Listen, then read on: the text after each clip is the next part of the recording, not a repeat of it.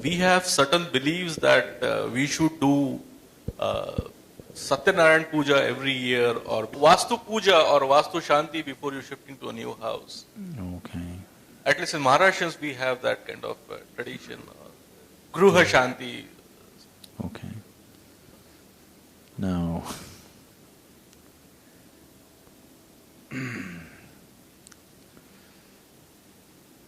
for all it doesn't matter how many Satyanarayan pujas that you do, for the untruth that you're generating with your day-to-day living, no Satyanarayan puja can save you. The greatest Satyanarayan puja that you can do is, you're truthful to yourself at least. You're unable to be truthful with others. I will leave you for that. But at least with yourself, you must be 100% truthful, isn't it? That will be a wonderful Satyanarayan puja which will produce immediate results. Anyway, your Satyanarayan puja you don't perform, somebody else performs for you. Maybe he will be benefited, but about you, who knows? You get smoked and you catch a bad cold, next day your sinus all burnt up and swollen. Generally your house is totally smoked with Satyanarayan puja? No smoke? Oh, you don't use the smoke? Oh, in south lots of smoke. They're making it smaller and smaller, but the old pujas used to be real smoky and, if Satyanarayan is smart, he won't come anywhere near there. You be truthful, that's the greatest Satyanarayana Vrata you can take up is that you take on his form, at least with yourself. If not with the world, at least with yourself. With the world also you can take it up, it's very wonderful. But if that is not possible for you, with yourself being absolutely straight, you will see life become so beautiful. Now this Vastu, I don't know which time, you're talking about just that puja that is done on that day of entrance, or about building the building with a certain… Housewarming is one thing. See, one thing is when new buildings are constructed, not always, sometimes when new structures are constructed, sometimes certain negative airs can be trapped because of certain reasons. So the idea was to create a new positive energy by chanting, and the homam also had some impact, the Agnihotris and other things that they did, cleared up certain atmosphere, yes. Above all, you're moving into a new space, you are not somebody who is beyond everything, you are not somebody who is so aware, if you see here, you know exactly this is what it is. You are not in that state of awareness. So you need a psychological boost also to enter a new space, because your basic emotion is fear, please see. Your most basic emotion is fear. So any small thing, your whole life can get disturbed. Suddenly you believe, you came into a new house either because of the paint smell or whatever, you are unable to sleep. And now you think, what is this? In my old house I was sleeping properly, this new house may be ghost. You're finished, You're finished. Lot of people can never extricate themselves out of that single thought. They will just go on and on and on and on and finish themselves. So, a little bit like this it clears, and it also has some science behind it. Certain utterances of sounds and smells creates a certain atmosphere there. And you tie that ash god, because it's very highly pranic, it reverberates with prana, that slowly positive energy spreads. But you put it into your belly, it's even better, This whole science is taken to a very peak in the form of temple building. See, you must understand this, the Indian temple was never built as a place of worship or prayer. If you go to the temple, nobody told you in the tradition to pray or to send requests to God about how to fix your life or something. They told you if you go to your temple, you must sit there for a while, isn't it? Because these places were energy centers, they were not places of prayer. No Indian temple ever there is somebody leading a prayer, isn't it?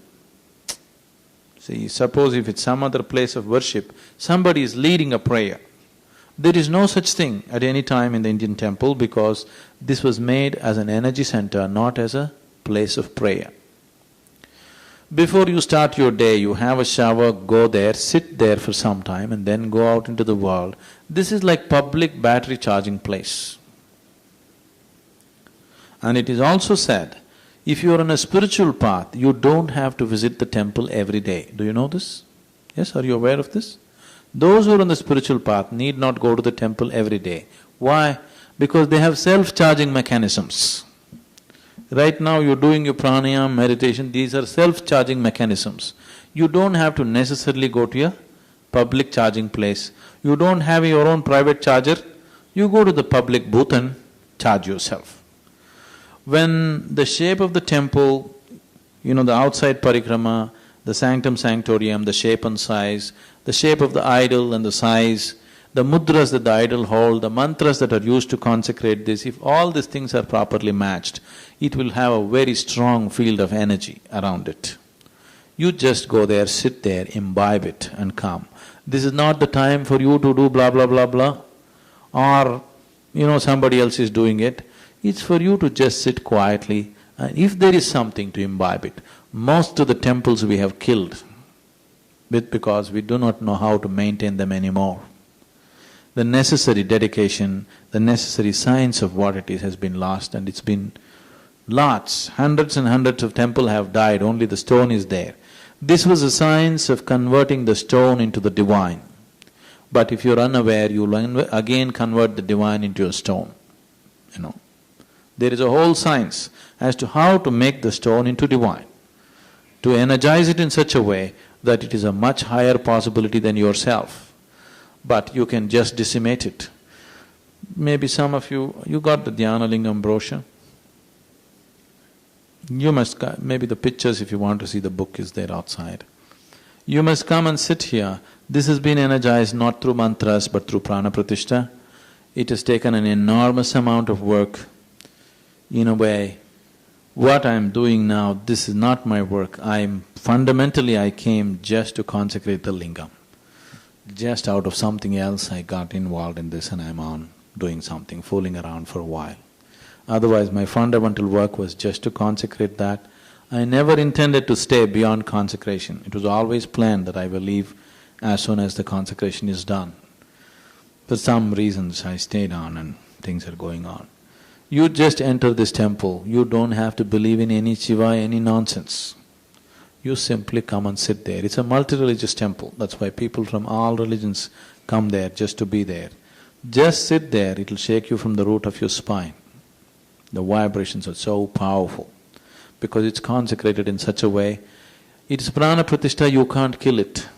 It is no more dependent upon the stone lingam. Stone lingam was used only as a scaffolding to form an energy lingam. Now once it is on, if you want we can remove the stone lingam, still it'll not change the quality. The 7 chakras are established and locked properly. It is eternal. If you destroy the planet, still you cannot destroy this form. That's how it is. This is a whole science in the yogic lore. It's a very deep science as to how to make this happen. People who were there during the process of consecration, those who were witness to it, you won't believe the kind of things that happened there. Now, right now your energy is so identified with the body, there's very little you can do out of it. If your contact with the body becomes minimum, you can do much more. It's like, let's say you took some clay and made 10 pots. Now you didn't burn it yet, it is still fresh. Now you can again crumple it and put it back and make it into 12 pots if you want. Make it into 20 pots if you want, because still the clay is malleable and you can work. So samadhi state means it's going back to that stage where again the clay is loose, where you can take it out and do things out of it. Normally when people are in samadhi states, we protect them. We keep them in very protected atmospheres because smallest disturbance they may leave the body. Somebody is in a deep state of samadhi, you just do this, he may leave the body, because it is so subtle. Small little bit of something, it may happen. So to train people to be in that state and learn to be physically active takes an enormous amount of training. It took 20 years for me to prepare this situation gradually